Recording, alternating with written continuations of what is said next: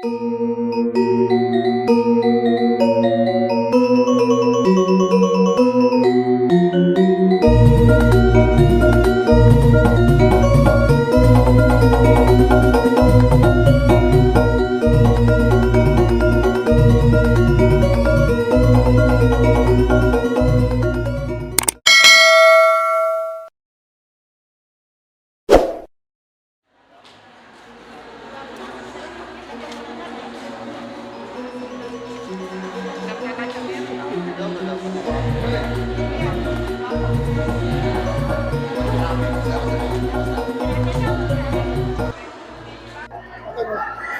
Swastiastu.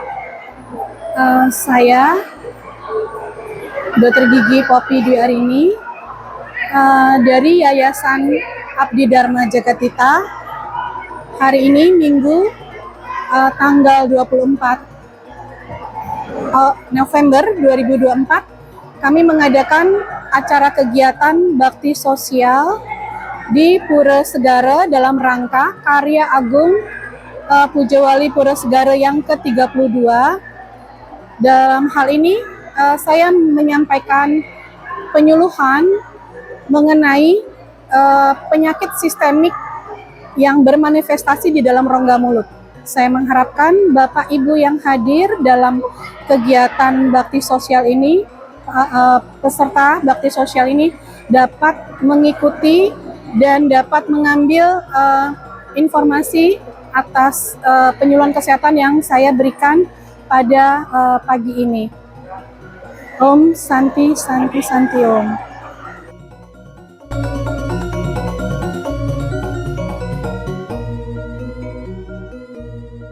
Baik Bapak dan Ibu, acara berikutnya kita akan lanjutkan dengan pemaparan atau penjelasan dari Dr. Gigi Poppy terkait penyakit sistemik yang bermanifestasi dalam rongga mulut. Sambil menunggu persiapan untuk pemaparan ini, Bapak Ibu boleh melanjutkan untuk kegiatan pemeriksaan kesehatan. Sambil menunggu giliran, boleh sambil menyimak apa yang akan disampaikan oleh Dr. Gigi Poppy. Kepada Dr. Gigi Poppy kami persilahkan.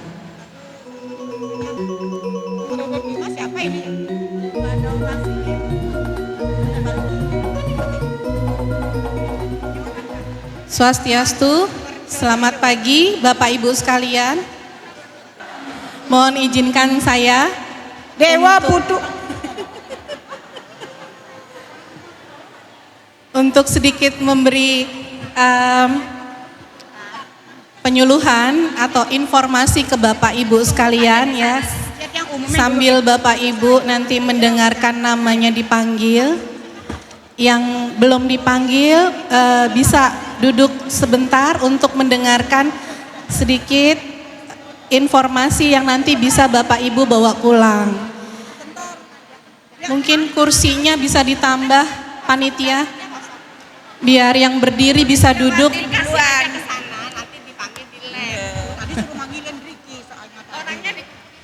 Baik, pagi ini saya akan memberikan sedikit penyuluhan tentang penyakit sistemik di dalam rongga mulut ya, karena saya dokter gigi, saya berkecimpung di bidang pelayanan kesehatan gigi dan mulut. Saya bekerja di Puskesmas Tambora, daerah Jakarta Barat. Mungkin Bapak Ibu seandainya ingin mampir ke puskesmas saya, silakan untuk menghubungi saya. Jadi sebenarnya penyakit sistemik di dalam rongga mulut itu banyak, tidak hanya dua saja. Tapi pagi ini saya yang akan kita bahas adalah hanya dua macam penyakit, yaitu penyakit hipertensi dan penyakit diabetes mellitus. Kenapa saya mengambil dua macam penyakit tersebut? Karena itu yang paling banyak Bapak Ibu derita saat ini. Dari YADJ 15 tahun berkarya, itu yang kita kumpulkan, yang saya kumpulkan untuk penyakit sistemik itu adalah hipertensi dan diabetes yang paling banyak. Jadi yang kita bahas saat ini adalah hipertensi dan diabetes. Silahkan. Next, Ibu. Oke, ini adalah hubungan penyakit sistemik dalam rongga mulut. Lagi Ibu, silakan. Jadi kita mulai dengan hipertensi ya. Mungkin Bapak Ibu sudah tahu hipertensi itu apa, ya. Jadi ini di sini lebih diperjelas lagi. Hipertensi adalah meningkatnya tekanan darah pada 2 kali pengukuran dalam waktu 5 menit. Jadi Bapak Ibu, kenapa kalau saat tensi tadi Bapak Ibu masih nggak percaya dengan tensi pertama karena tensinya tinggi, kemudian diulang lagi 5 menit masih sama tensinya. Nah, itu berarti Bapak Ibu ada kecenderungan untuk penyakit hipertensinya. Kemudian tekanan darahnya itu meskipun sudah istirahat itu di atas 120/80 ya. Jadi disebut hipertensi apa? Karena tensi Anda, tensi Bapak Ibu itu melebihi angka 120/80 gitu ya. Jadi di sini Bapak Ibu bisa jelas ya. Jadi batas maksimal untuk yang disebut hipertensi itu adalah 120/80. Di atas itu Anda sudah bisa dikatakan hipertensi ya. Oke, next Ibu. Nah, kemudian kalau di dalam gigi, kalau pada saat misalnya Bapak Ibu ke poli gigi, ke poli penyakit mulut dan kesehatan gigi, itu tensi batasnya untuk dilakukan tindakan itu adalah 140/90. Jadi kadang Bapak Ibu begitu masuk ke unit pelayanan gigi, begitu tensinya di atas 150/90. Nah, kadang Bapak Ibu udah ngerasa, waduh saya udah nunggu lama nih, tapi saya nggak bisa ditindak. Karena apa? Ada beberapa tindakan yang memang mengharuskan Bapak Ibu tensinya itu di bawah 140/90. Ya, kenapa? Nah, ini nanti kita akan bahas. Jadi, kalau pada saat pasien punya penderita hipertensi, itu keadaan di dalam rongga mulutnya itu biasanya kering. Jadi merasa kayak kok nggak ada air liur ya. Kalau berbicara tuh kering banget, tenggorokan kering sekali. Nah, itu biasanya pada penyakit yang hipertensi. Kemudian keadaan mulutnya itu kadang gusinya membesar. Gusinya itu kadang kayak bergelembung-gelembung gitu ya. Biasanya pada orang yang alergi, misalnya pada obat hipertensi dia alergi, nah itu gusi bisa seperti itu. Kemudian kenapa kalau gigi dia tidak boleh di atas 140/90? Karena itu tadi, perdarahan pada saat kita cabut, misalnya pada saat pencabutan pada gigi yang goyang pun tidak diperkenankan untuk di atas 140/90 tensinya. Next Ibu. Yang tadi hipertensi, sekarang kita masuk ke diabetes.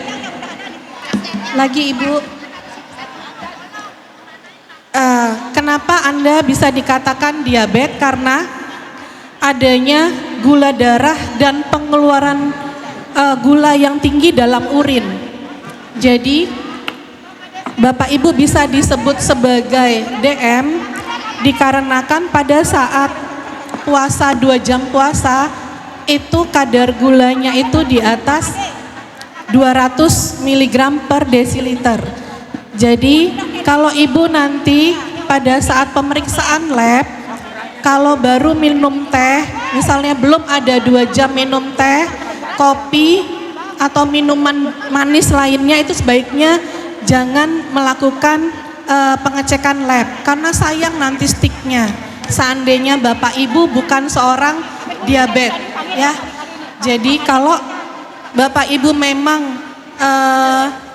oleh dokter dinyatakan menderita diabetes, Bapak Ibu melakukan puasa dulu supaya pada saat nanti pengecekannya tidak sia-sia. Jadi diabetes itu gula darah sewaktunya di atas 200, kemudian gula darah puasa 10 jamnya itu di atas 120 mg per desiliter. Lalu kalau untuk gigi, berapa gula darah yang diperbolehkan untuk tindakan gigi? Nah, untuk tindakan gigi sendiri, gula darah sewaktunya itu adalah berkisar 100 sampai 140 mg per desiliter. Jadi kalau Bapak Ibu pada saat pengecekan gula darah puasa 2 jam puasa itu di atas 140, sebaiknya jangan dilakukan. Kenapa?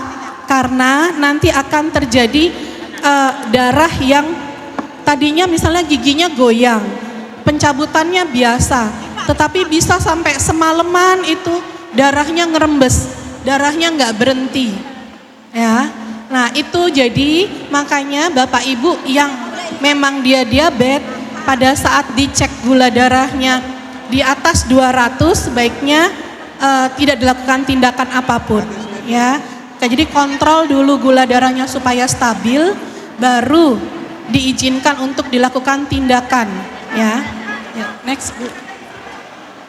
Jadi ini gejala DM itu apa?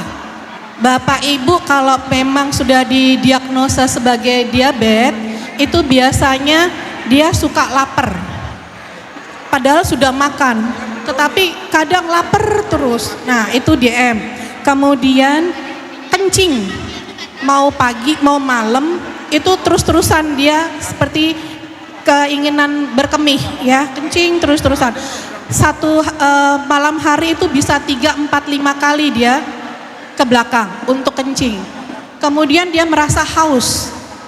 Itu adalah gejala diabetes. Padahal dia sudah minum, sudah makan, bisa sampai 4, 5 kali makan dalam sehari kalau untuk diabetes. Komplikasi pada perawatan gigi apa?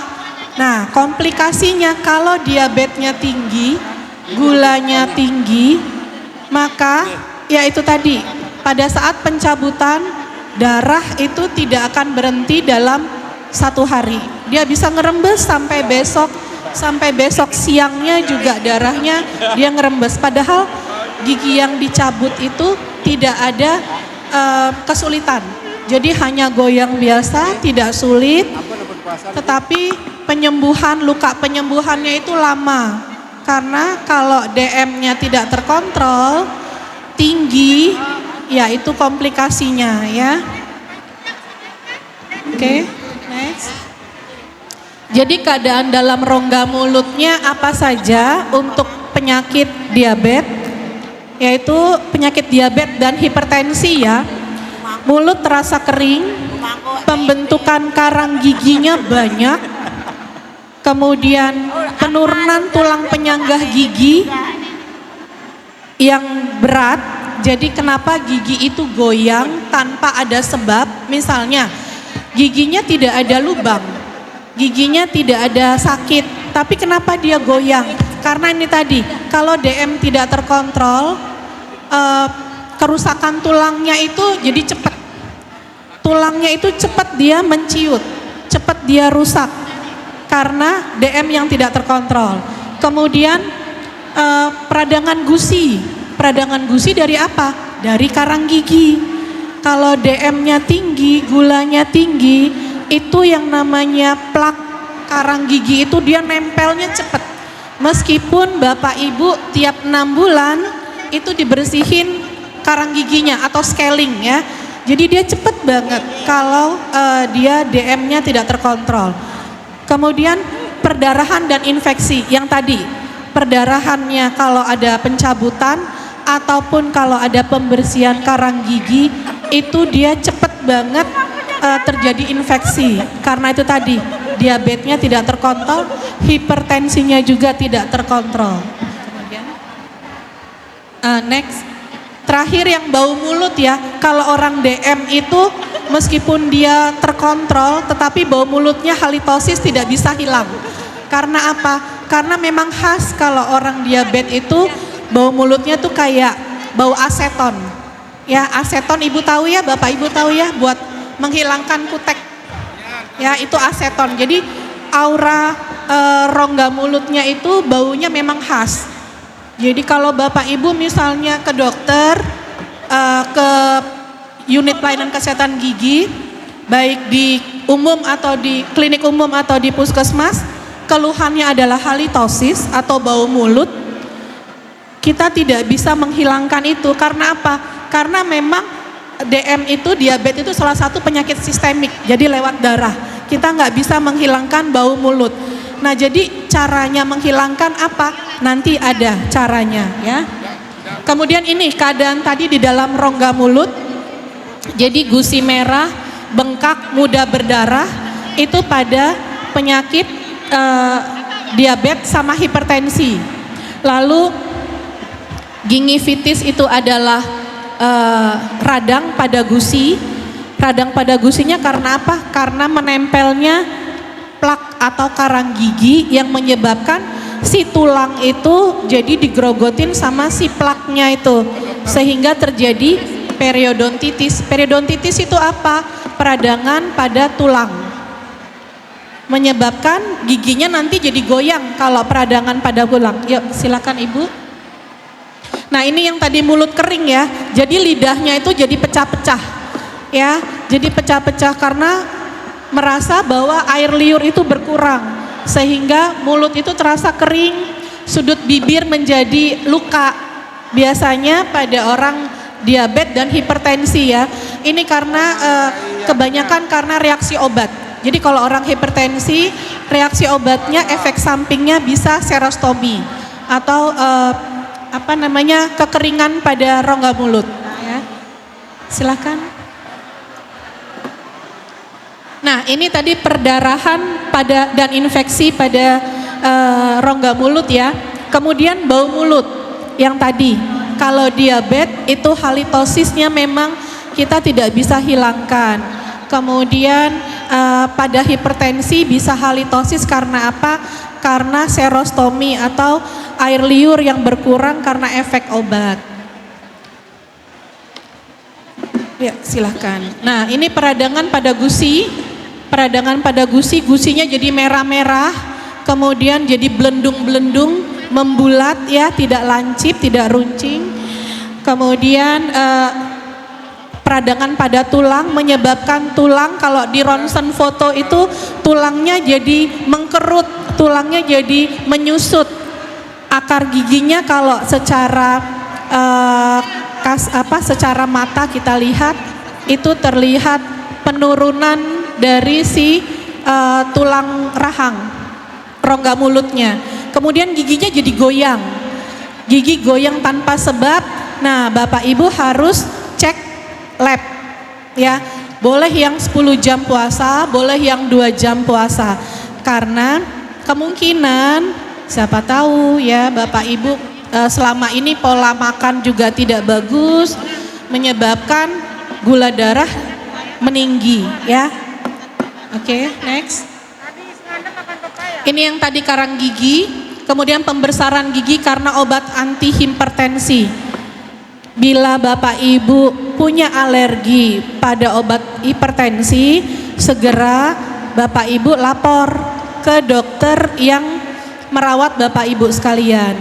Obatnya jangan diteruskan ya, Bapak Ibu harus lapor. Oke, next. Oke. Nah, ini bisa menjadi jamur ya. Jamur itu pada diabetes yang tidak terkontrol. Jadi meskipun misalnya nih Bapak Ibu udah dinyatakan didiagnosa penyakit DM, tapi yaitu sudah enakan badan, sudah merasa tidak apa-apa, obat tidak diminum. Nah, akhirnya sikat gigi, kebersihan gigi dan rongga mulutnya juga nggak dijaga. Lama-lama timbullah jamur ya. Kalau sudah timbul jamur itu rasanya nggak enak banget. Baik. Nah, bagaimana cara mencegahnya? Bapak Ibu, cara mencegahnya sama, yaitu jangan lupa untuk sikat gigi, membersihkan gigi pagi setelah makan sama malam sebelum tidur. Jadi Bapak Ibu selama ini mungkin kalau sikat gigi atau membersihkan gigi itu pada saat pagi, saat mandi, bersamaan dengan mandi. Nah, itu hal yang keliru, hal yang kurang tepat. Jadi usahakan membersihkan gigi itu pada saat Anda sudah makan pagi. Jadi sudah sarapan pagi, sudah Bapak kenyang, Bapak Ibu kenyang, baru Bapak dan Ibu membersihkan gigi. Jadi menyikat giginya setelah makan, bukan sebelum makan. Ya, begitu juga dengan malam hari. Pada saat sudah makan besar, tidak ngemil lagi, tidak makanan ringan lagi, mau tidur 1 jam sebelum tidur atau 15 menit Anda sebelum tidur, lakukan pembersihan gigi, ya. Yang punya gigi palsu. Nah, yang punya gigi palsu, Bapak Ibu yang sudah sepuh memakai gigi palsu, mau gigi palsunya hanya sedikit, hilangnya dikit, atau full atas bawah hilang, itu tetap harus direndam, tetap harus dibuka. Kenapa? Karena gigi palsu kita itu kan menekan gusi, menekan jaringan lunak, yang otomatis dia tidak ada udara. 8 jam, 10 jam atau 16 jam Anda menggunakan gigi palsu di dalam mulut tanpa dibuka, itu lama-lama si gusi malah jadi rusak. Jadi meskipun hilang hanya 2-3 gigi, tetap Anda harus lepas. Kemudian Anda rendam gigi palsunya setelah disikat, ya, setelah dibersihkan. Jadi direndam di dalam, boleh gelas isi air hangat atau gelas isi air biasa, tidak masalah. Yang penting setelah Anda sikat gigi semuanya dibersihkan, gigi palsunya direndam, ya. Kemudian besok pagi setelah makan dan dibersihkan lagi, baru pasang lagi. Oke. Next. Nah, ini makanan yang untuk mengurangi atau mencegah, untuk menyehatkan kalau misalnya Bapak Ibu sudah didiagnosa hipertensi dan diabetes. Ya, jadi makanan yang berserat seperti buah dan sayur itu harus nomor 1. Kemudian hindari makanan manis dan yang lengket untuk Bapak Ibu yang didiagnosa diabetes. Kalau yang lengket itu biasanya Bapak Ibu yang pakai gigi palsu, yang sudah usia, sebenarnya banyak juga yang masih muda pakai gigi palsu, ya. Jadi hindari yang namanya ketan kalau mau nggak copot giginya.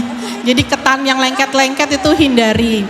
Kemudian jangan lupa kalau sekarang itu kalau kita menyikat gigi itu kita jangan lupa pakai obat kumur. Boleh pakai obat kumur. Tapi Bapak Ibu harus diingat, obat kumur hanya digunakan 2 minggu, maksimal 2 minggu. Tidak boleh lebih dari 2 minggu, ya. Jadi kalau sudah 2 minggu, Anda istirahatkan dulu.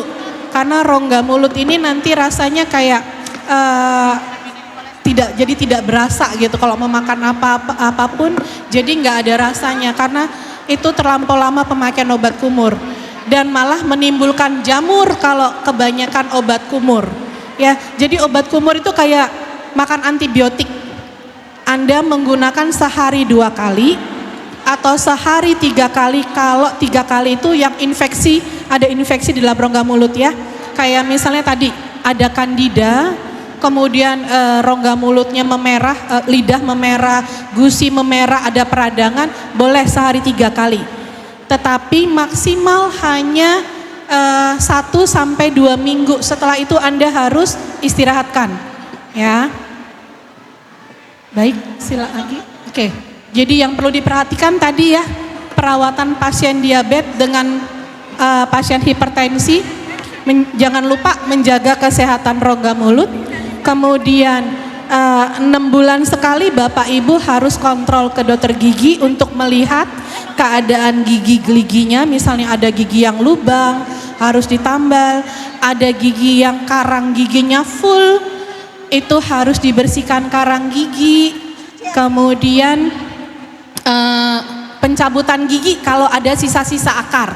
Jadi Bapak Ibu, kalau semisalnya pada saat Bapak Ibu screening nih ke puskesmas atau ke klinik swasta ya, di screening rongga mulutnya, kemudian diberitahu bahwa oh ini ada gigi yang lubang, ini ada gigi yang sisa akar, Bapak Ibu jangan takut untuk dicabut ya, asal tadi sudah tahu ya berapa tensi yang diperbolehkan, berapa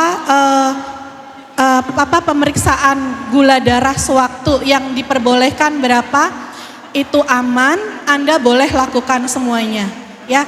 Pembersihan karang gigi juga gitu, kalau yang diabetes dia tidak boleh dibersihkan apabila gulanya di atas 140, gula darah sewaktunya di atas 140 kita tidak boleh melakukan.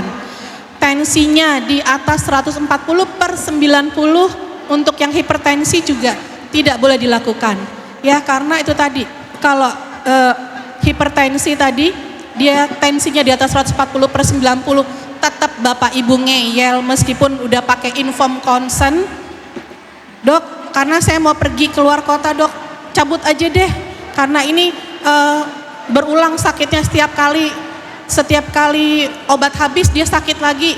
Nah itu Bapak Ibu jangan seperti itu ya. Kenapa? Karena nanti yang rugi Bapak Ibu.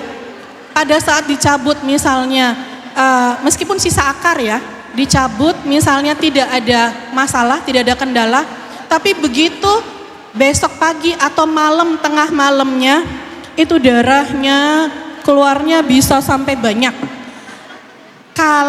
Kalau kami yang dokter gigi itu biasanya oh wajar, normal. Tetapi mungkin kalau yang orang awam, pasien begitu ngeludah, wih darahnya kok banyak, langsung shock gitu kan. Nah itu bikin masalah lagi jadinya kan.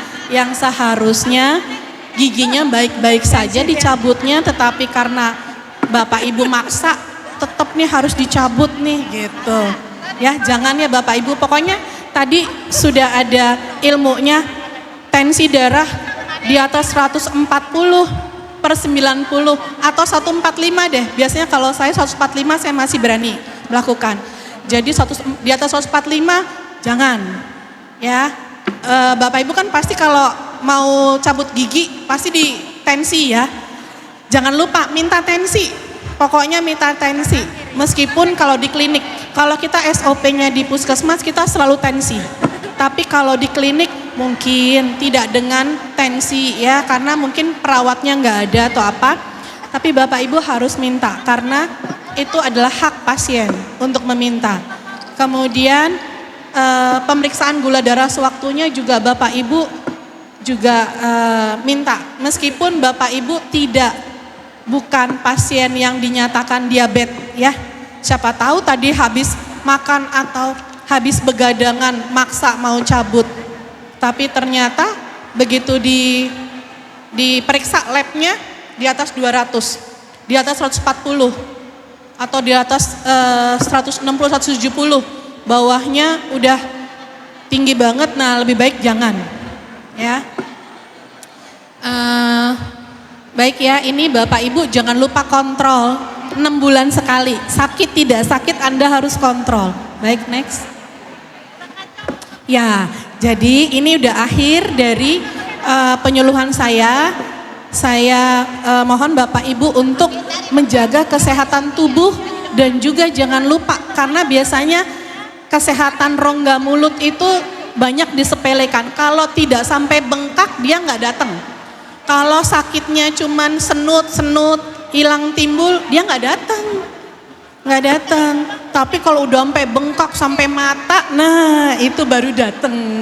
Itu udah susah ibu disembuhkannya, ya udah susah. Jadi minum obat pun seminggu belum tentu dia kempes.